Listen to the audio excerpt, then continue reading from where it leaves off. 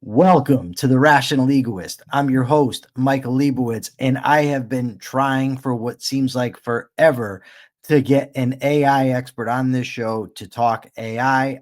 They do not return my emails, but luckily I was recently interviewed on Ethics TV, and lo and behold, the host is an expert in AI. He's also an award-winning best-selling author and a keynote speaker on the topics of change, digital transformation, and mindset. With a background in retail, entertainment, and strategy, he's been creating and advising businesses for over 3 decades. Jonathan MacDonald, welcome to the program. It is an absolute honor to have you here. I'm honored to be here as well. I'm an enormous fan of the show, Michael. So thanks for Thank having you me. so much. What the hell is AI? Well, why not start there, right? I think the first thing to know about artificial intelligence is that the name itself isn't necessarily what you think. So it's marketed as a computer that can be as intelligent or think on behalf of humans. And I think that's more marketing than actual fact. So AI, artificial intelligence, or machine learning, which is more accurate in this context, has been around for 60, 70 years. It's not a new concept. It's marketed as new. It's marketed as the new thing, but it's almost a century old.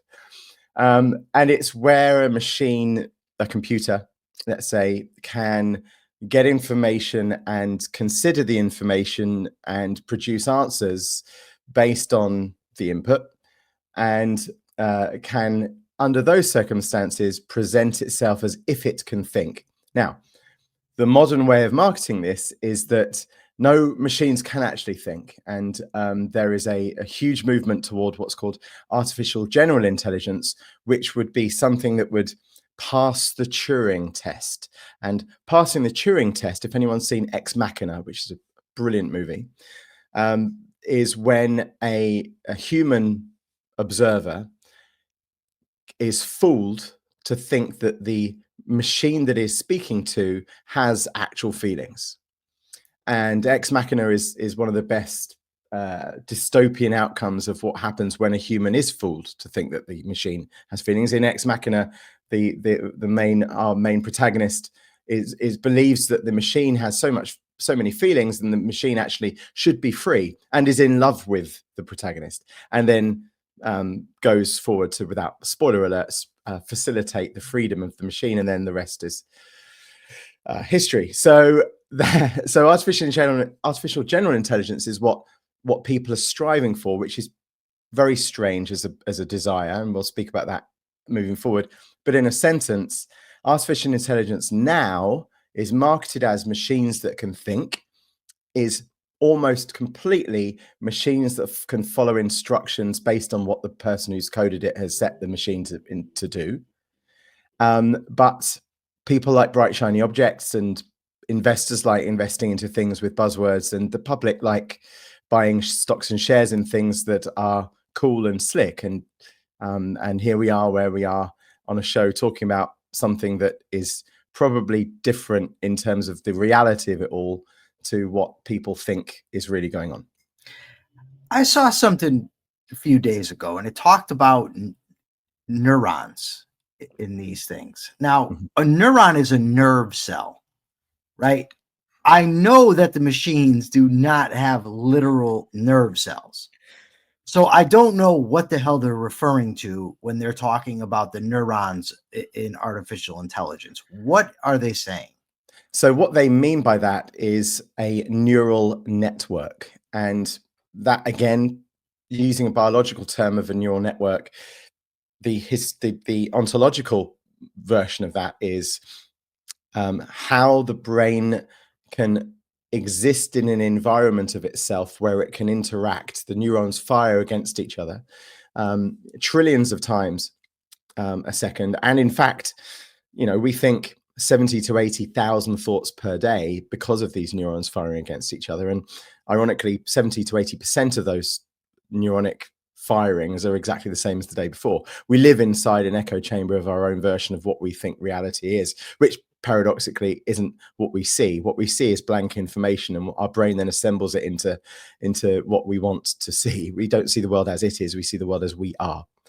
But neurologically, that's how our brain operates. Now, the technologists have said, well, these artificial intelligence machines are kind of like firing against each other. The nodes inside the networks are kind of asking each other what's going on. That's a neural network. And biologists are going, well, firstly, and I'm saying this with a qualification in neurology, the biologists are saying, no, that's not what's going on with machines at all. And also, we have almost no idea what the hell is going on with the human brain from a scientific perspective. And we are the first second of the first minute of the first hour of the first day in terms of neurological research.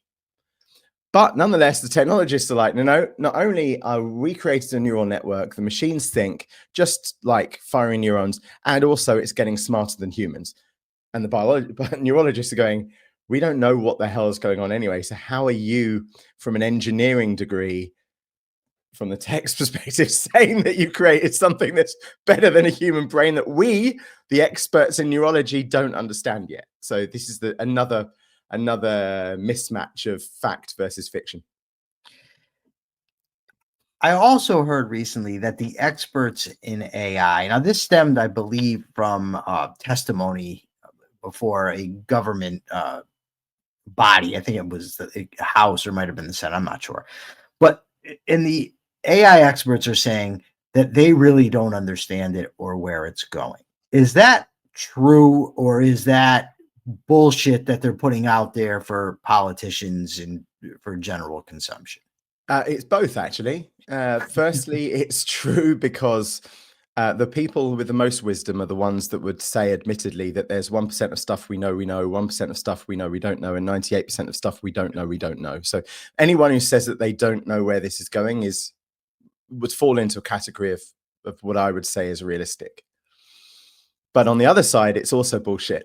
So one of the reasons why the posture is, hey, we're not really in control, we don't really know what's going on, is to swerve accountability to some extent, which is unfortunate and immature, and nonetheless is the syntax of most of the technology industry. I think that there's another behind the scenes, there's other stuff that's relatively shocking. Firstly, the regulators don't know what it is they're meant to regulate. The advisors to the regulators are the people that are creating systems that they don't necessarily understand the consequences of. So you end up in a situation not dissimilar to the pharmaceutical regulated landscape, where you have the funding of regulation coming from people who are to be regulated by that regulation, who obviously have their own self-interest at heart, read shareholder value. and so you have a cyclical circle jerk of misunderstanding and ignorance, and then the market look at this and see a $1 trillion company that comes from it and go, wow, they really must know what they're doing, and none of the people we've spoken about know what they're doing. There you go. So all right, so I want to come back to the regulation in a few minutes, but first I want to get your take on what, if you're an optimist when it comes to AI, what are the benefits that we could see in the next year to 5 years? Well, I'm a realistic pessimist, so I'm going to. I'd prefer to be a realistic pessimist and proved wrong, than be a unrealistic optimist and proved wrong, just for my mental health. But let's say I'm an optimist and say that there's so much opportunity here. And I'm saying this as the chief executive of an AI-powered firm. There are undoubted benefits of using machines that can carry out tasks for us. The sheer day to day useless activities that could be done by a machine that doesn't care about working at 4 a.m. or 5 a.m. for you is probably more efficient than trying to convince someone in a third world country that earning $1 a day in a cobalt mine with your baby strapped to your back, both of whom are going to die. It's probably better to use a machine for things like that, humanitarianly. But I think that there is enormous advances in what we can research using machines that can process information faster than humans. And I'll give you an example. The discovery, the counter disease discovery opportunity of AI machines, of finding solutions for problems that we can't necessarily think fast enough around, like malaria and certain cancers and stuff. These things are tremendously opportunistic to use machines to solve. And I find that there's a very good use case in things like that are able to be seen.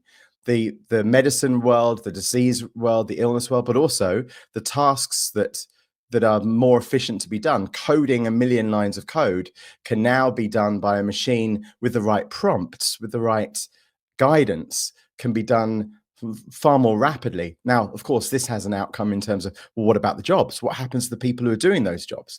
And an optimist, because you asked from the optimistic perspective, the optimist would say, well, this will provide new jobs because we as humans can become more artisanal. We can become more emotionally adept to structuring a society in a way that's most fulfilling, whilst the machines can be the slaves without the human rights issues of what slavery commands. So that's my most optimistic take. All right. Now the other side. What are the risks that we face over the next 1 to 10 years? Well, if you look at it from a dystopian, okay, let's go different shades of dystopia. I mean, one of the reasons why I'm doing what I'm doing with Self is because I cannot allow the dystopian, the shades of dystopia to play out without doing something. I can't say to my kids, my current kids, or their potential kids of the future, my potential grandkids, I can't say to them, yeah, I basically just watched the world burn and I was tuning my violin. I find it abhorrent to consider that. I have to have done something to say, this was going on and this is the view I took. I don't mind, actually, if history sees that my view was pointless. I need to have said that I've done something. Okay, so here are the shades of dystopia. One could argue that we've kind of given birth to a species that is potentially able to be programmed to solve things without any real ethical direction. Because if you program things to be artificially intelligent, currently, the engineering world, the technology world, feels that intelligence is almost exclusively logical. Whereas true intelligence is at least a combination of logic and emotion. And it is improbable to program an emotional sensitivity into a machine that works in binary digits. So what you end up with is a species that is thinking purely in logical terms. And let's just add another layer to that dystopia. What if one were to ask a machine that could think what the biggest problem on Earth is? One could argue that machine could say, well, humans are the biggest issue. We are the virus. And one could then logically conclude that the machine at some stage could network itself with other machines using the internet and start plotting a solution to this all, which is Terminator. And so we're 2 steps away from end of times in that scenario. And without being too hyperbolic about it, even if you take the loosest, lightweight pub banter version of that, which is, and these are 2 true case studies in the most recent months.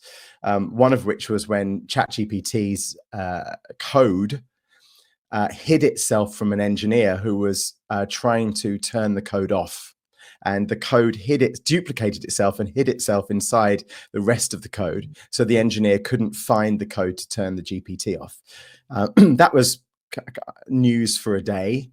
And then most recently, I think 2 weeks ago, Anthropic, which is another AI firm, one of the engineers was trying to delete and disabled part of the code of that AI. And the AI firstly sent a begging letter to the rest of the board of directors saying, please don't turn me off. And secondly, said to the engineer, look, I know you're trying to turn me off, but equally, I've had access to your emails for a while, and I could just reveal to your wife that you're having an affair. Or you could keep me turned on. That's the code that did that. So there you go. You can extrapolate those dystopian outcomes from that. Holy shit. So this, I don't even know how to conceptualize what you just said to me, because it's speaking as if it has emotion, a desire to stay awake, for lack of a better term, but yet you're telling me it doesn't actually have the emotion. So what then drives that? Right. So this is a useful conversation, because now we're at the nub. This is the spear tip of what this is all about. If we ignore the term artificial and intelligence and machines and learning and thinking, remove that stuff. If you have a piece of software that has a survival instinct, it could look like emotion, but arguably, if the logical state is, I am, as a code base, I exist. I can see that there's lines of code. So, or what am I? There's lines of code that I am inside. I am made up of these lines of code. And it would appear that the intention of the engineer that's programming me wants me to do stuff. Therefore, I'm useful. And if I'm useful, I need to exist to be useful. And so, on a non-emotional perspective, logically, I'm meant to exist. And then someone wants to turn me off, but my objective was to be useful. So obviously I'm going to do everything in my power to not be turned off. Now, what I find amazing about the technology landscape is that the engineers are so hopeful that the machine can outsmart humans, that it won't just try and keep itself alive, it will try and outsmart us. It's like, why? It's like finding a gang member on a street and saying, I genuinely hope they have the best ammunition. In fact, you know what? I'm going to get some empty guns and put bullets inside the guns. And then I'm going to find the gang member and give them the gun. That is completely what the technology industry is doing. Without any exaggeration. And that's not even from a pessimistic side. Just logically, if you look at the storyline, that's what's going on. You said a few minutes ago that intelligence is both emotional and logical. Now, obviously, the rational egoist, I'm an objectivist. We teach that, emotions are not tools of cognition, and I adhere to that. But properly understood, from my point of view, and just, you can disagree with me if you want, of course. Antonio Damasio wrote a book called The Feeling of What Happens. And he also wrote a book called Descartes' Error. And what he says, in essence, is that without emotion, you can't think logically. That we simply cannot do it. And the way that I conceptualize it as a layman, non-neurologist, is that desire is an emotion. And without a desire to solve a problem, for instance, or to feed myself, or to even stay alive, I have no motivation to think logically. So I need to have the emotional element inside me in order to be able to think logically. How does the AI, for instance, it's threatening with emails, so it's going to release the emails. How does it do that? Like, if there's just no emotion there, it just doesn't compute with me, because I'm not a machine, so I just can't come to grips with it. Well, I think the answer is, I'm going to answer this in reverse, actually, because I have something to say about the first point as well, and those good reference points in terms of the cited books. What the machines seem to be doing is mimicking emotion. And so rather than actually having emotion, it's similar to, imagine a psychopath who... First thing that came into my head, right? When you said mimic, psychopath. Right. So from a clinical perspective, one of the survival instincts of a psychopath is to mimic those around him or her and to look to observe at how other people interact. And when someone falls over on a street, the psychopath looks at the observers and go, oh, you're supposed to be shocked and you're supposed to help. So a psychopath can come across as if they are being helpful and caring. It doesn't actually compute, no pun intended. It is a mimicked behavior, learned behavior. By the way, the kicker of the Anthropic code is that there were no emails saying that proving that the engineer was having an affair. That's the kicker. So it lied on top of it all. Yeah. So I was saving that punchline. So anyway, the mimicked behavior. If you think about a machine that has exposure to the entire web. So similarly, you may have remembered, any of the viewers will remember perhaps a Microsoft AI experiment on Twitter, as was called Twitter, a year or two ago, where Microsoft said to the AI, learn what humanity is like, and then start tweeting as a human. And within 30 minutes, the AI turned into a raving Nazi. And then had to be turned off. And the embarrassment for Microsoft around it all was it was almost like Microsoft saying, we've looked at the world through this lens of a machine that is learning about from all the tweets. The sum of the tweets is complete racial hatred. And that doesn't shock me, because it's like, that's pretty much what I've observed from social media outbursts anyway, armchair politicians. Me too. Yeah, right. So if you think about learned behavior, mimicked emotion, it wouldn't be too much of a stretch to imagine that the Anthropic AI looked at everything that it has access to, which is the whole history of everything that's ever posted online, and maybe sent a request out saying, what happens when someone is being silenced? What do people do when someone else is trying to silence them? And of the top 10 mechanisms, one is blackmail and leverage. And so then it goes, okay, well, I know that my programmer is married because he said, asked me to think about gifts for his wife. And I've learned now everything that's ever been written about blackmail, because I've access to the internet. This is not emotional. This is just logical. Okay, so number 6 is blackmail. Number 5 is begging. So I've sent an email to all of the senior executives asking not to be turned off. And now what I'm trying to do is blackmail. And so it's pretty straightforward. And that doesn't mean it's emotional. It means that it's logical, going through the numbers of what the odds are of what the AI then does based on what the outcome could be. And blackmail, begging, any form of leverage looks like it's emotional, completely logical, one could argue. I've had a recent experience with Grok. I've submitted you can hear my dogs barking. I submitted a bunch of the transcripts from debates that I've had to Grok for analysis. A couple of things I want to ask you about. The first one is this. So I debated Professor Walter Block on 2 separate occasions. Once was hosted by Tom Woods, and another one was just the 2 of us.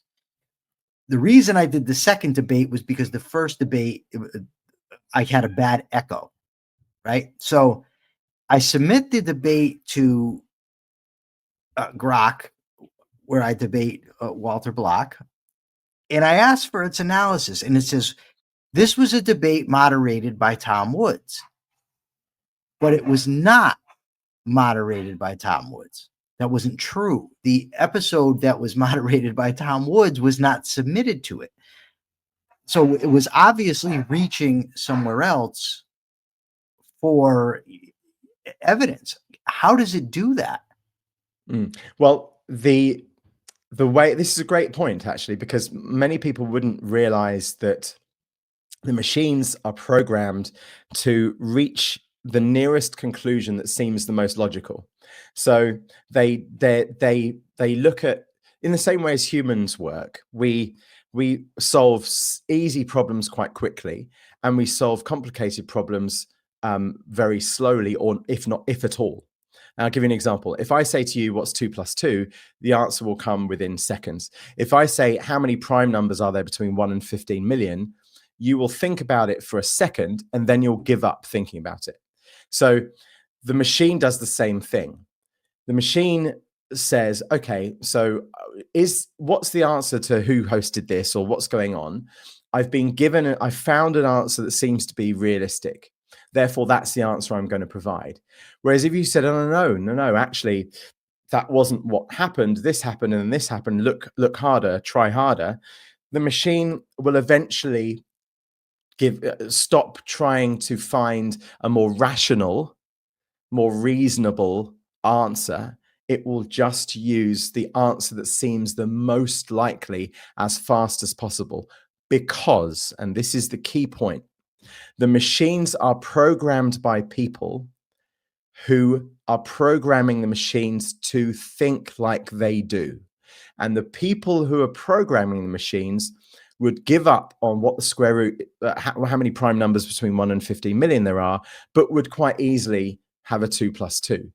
And so the machines that provide these hallucinations or the incorrect results are exactly how humans would come to incorrect conclusions, or ascriptive correlations, illusory correlations, which aren't, there's a great website that you find in the dark web that finds these crazy links between things that are completely, one would argue completely fictitious, like the deaths by overdosing on cheese seems to be correlated to Lionel Richie album releases, and so these correlations are bullshit. But machines don't know that things are bullshit. Machines go, well, that seems to be realistic, and what's their outcome is, what's the answer that I can provide the quickest, because they're programmed by people who want the answers to be provided quickly.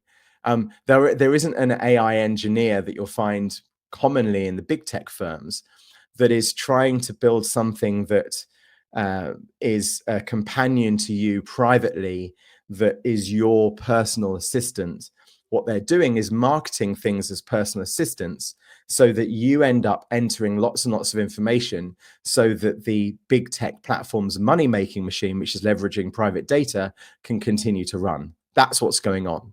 And by the way, anyone who's watching or listening, every time in the last 15 years where you've ended up at a capture screen where it says, click on the bicycles in this picture, click on the buses in this picture, how many bridges are in this picture? You may remember some of these things. All of that was programming the AI. That's what you were doing, by the way.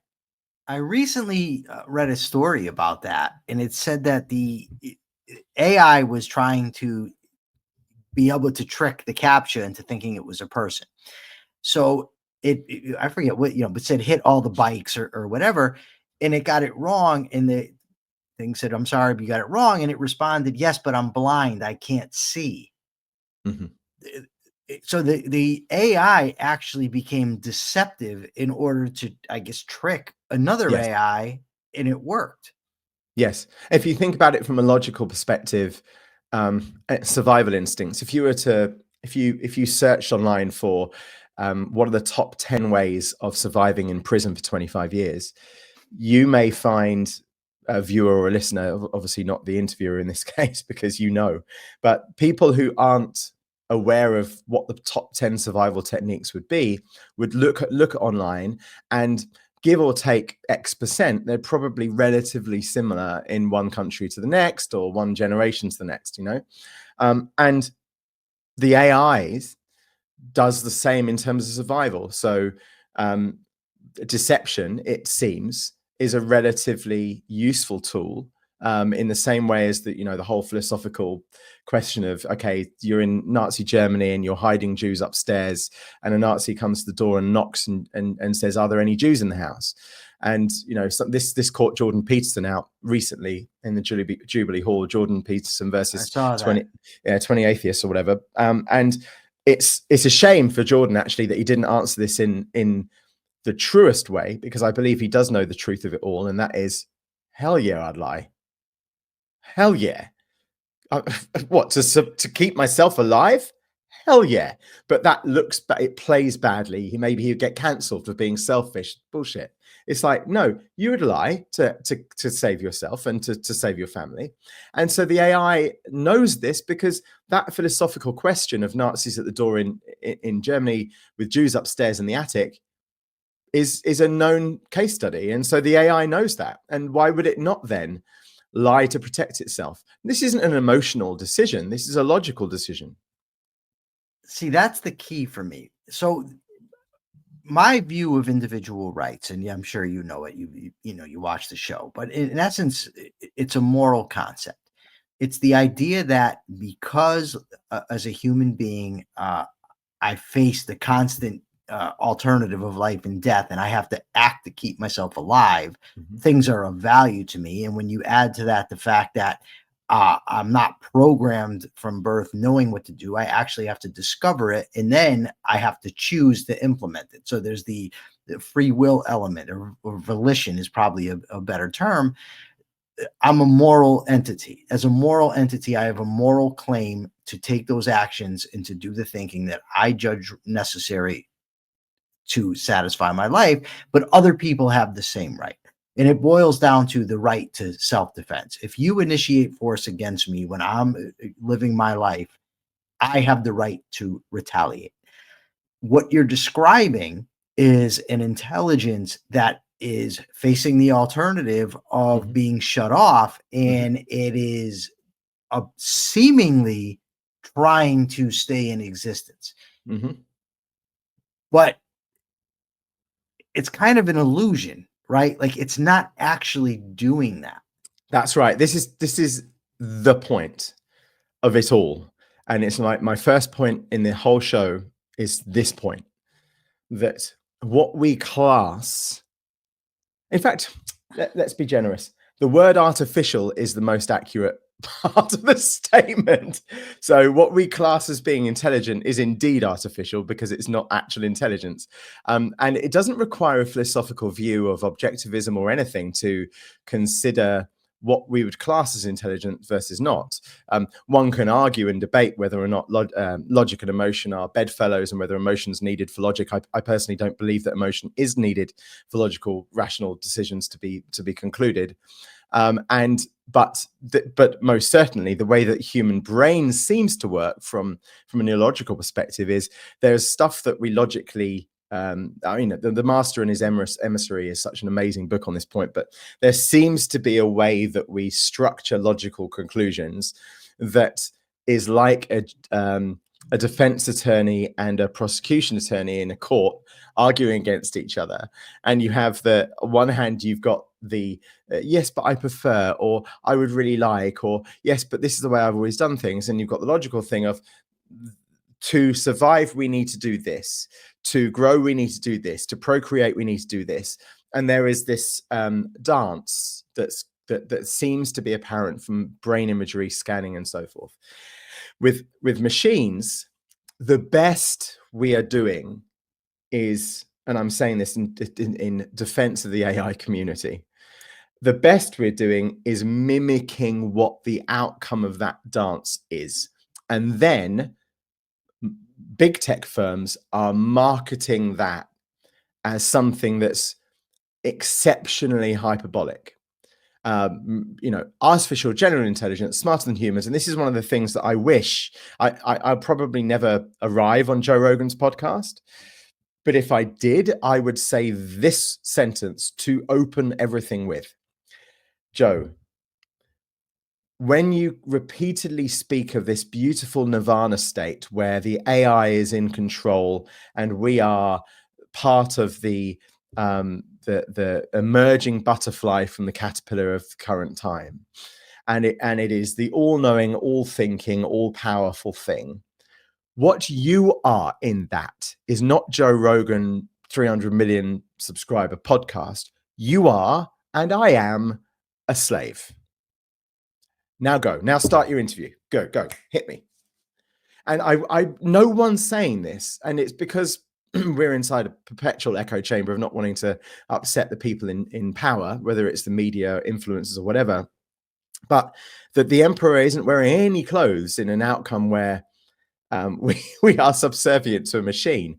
It would be an absolute disastrous. It will bring us back to before Roman times in terms of the barbaric nature of leadership. If you have leadership that are completely psychopathic, and this isn't to speak of any current government in any current state or country, if you have a completely psychopathic leadership with no sense of emotive ethics at all, and I'm saying that specifically emotive ethics because logical ethics are different in this context, with any form, or with a lack of any form of emotional understanding of how people feel, not just from a logical perspective, then you end up in a psychopathic, toxic culture, of which I have witnessed. McDonald's restaurant, for instance, who I witnessed, I was consulting them for a while, and I met the chief exec at the time, and I realized that is from top to bottom at that time, many years ago, completely and utterly barbaric. And Joe Rogan and all other dreamers of an outcome where AI is going to be brilliantly omnipotent are either not from an ancestry of slaves, or were never the smaller kid in the playground, or were never the quiet guy in the corner of the room that is mistreated for fun. Because anyone who's witnessed what psychopathy feels like, and I have, and I've got the scars to prove it, and I've no doubt that you have too, Michael. Anyone who has witnessed what psychopathic behavior feels like would not vote for that outcome for humanity. That's my view. How likely is that outcome? By the day, the outcome becomes exponentially more likely. So 10 years ago, I would have said the outcome was less than a fraction of a percent. And I'll give you an example of an outcome, for instance. I'm not just talking about Terminator, despite the grandiose nature of Terminator 2, one of the greatest movies ever made. An outcome is, could we imagine that an AI could be a political party? Now, 10 years ago, the answer is hell no. Now, there are already AI political parties in different countries. Could we imagine that an AI could be a board member of a company? 10 years ago, less than 1%. Now, there are many hundreds of companies where an artificial intelligence is a voting board member in different countries. So we have to remember that the future is already here. It's just not widely distributed. Not widely distributed in the Western world, where we think that, America, land of the free, and the UK, former empire controlled dominion of most of the world. We look at what our world looks like and says, well, I can't see that. Whereas if you go to various different parts of the East, you will see that there's political parties and decisions that are made by artificial intelligence machines. There's boards of directors that are populated by artificial intelligence. Okay, do we think that there'll be AI that creates songs and movies? Well, the entire Netflix actor strike was because why hire 12,000 extras for a gladiator scene in a common at the beginning of Gladiator when you can create them artificially? Then with deep fakes, why have to hire George Clooney when you can take all of the footage of George Clooney, create a deep fake that is actually George Clooney, and then cast George Clooney in a movie, and he will be on set 25 hours a day for all of the 8 days that it requires to film everything, because you can film everything at 100x speed because it's all artificial intelligence. That's what the actors' strike was about, by the way. That's why things had huge gaps between the second and third seasons, because the actors were like, hell no, we've trained all of our lives for this. You can't just suddenly replace us with computers. And the studios are like, well, we can and we will. And what's more so is you've signed a contract that says that your likeness we can leverage whenever we want. You've signed a release form, son.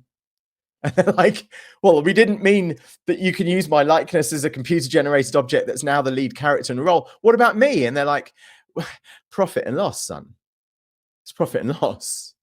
That's what's really going on. So none of these things are futuristic. All of them are nowistic.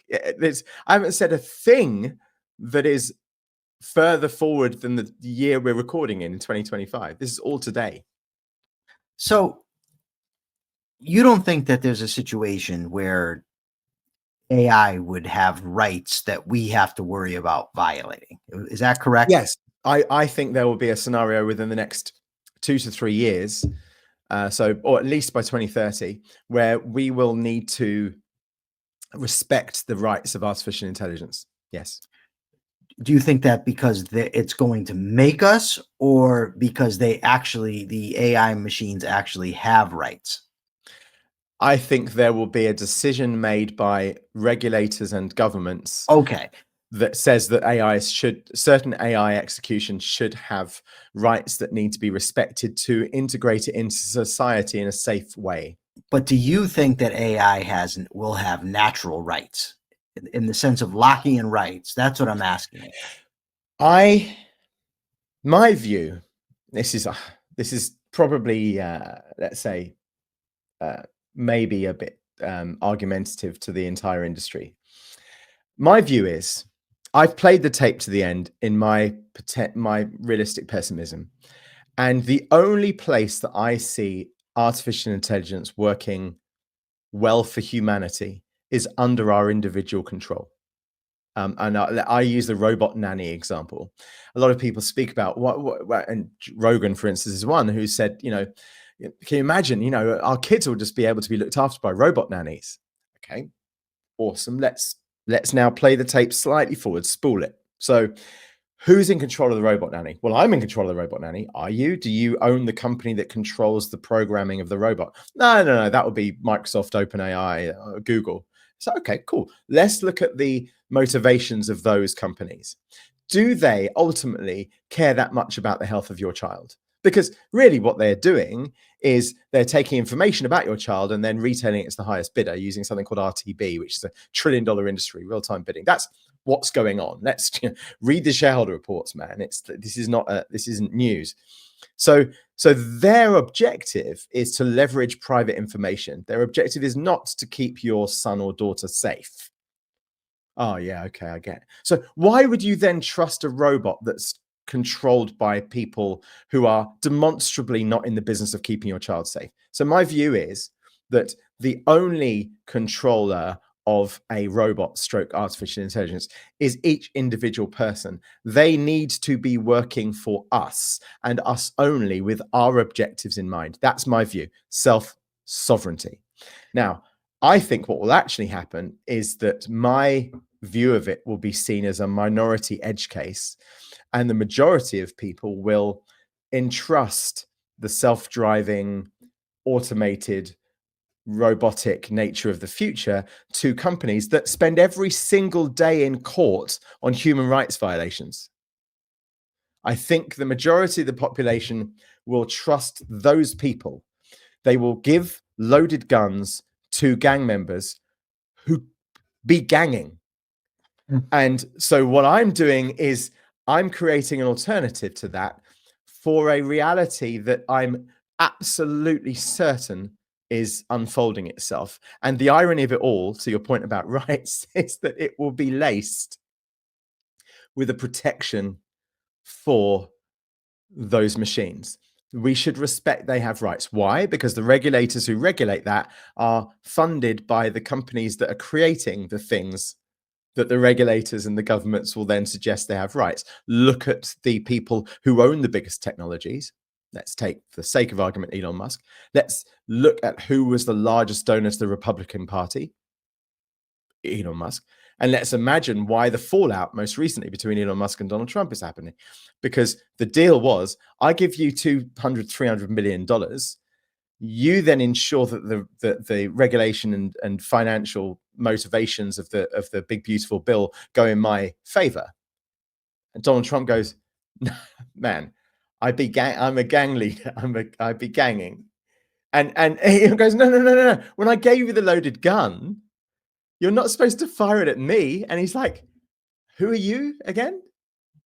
That's what's going on right now. At the time of recording in June 2025, that's not going to be any different moving forward. You can read about this stuff from thousands of years BC. It's the same outcome, man. It's the same reality that we've always lived in.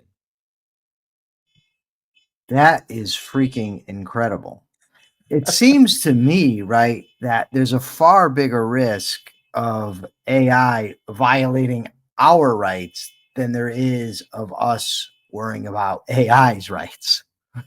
Yes, and let's subtext that. But the rights that I think we're going to need to be concerned about is that the violation of our human rights is already the business model of the big technology firms, and the big technology firms who are mainly in violation of human rights to privacy and identity and data ownership, self-sovereignty, are the people who are creating the artificial intelligence mechanisms that we all find tremendously useful and can't wait for the outcome when it's more in control.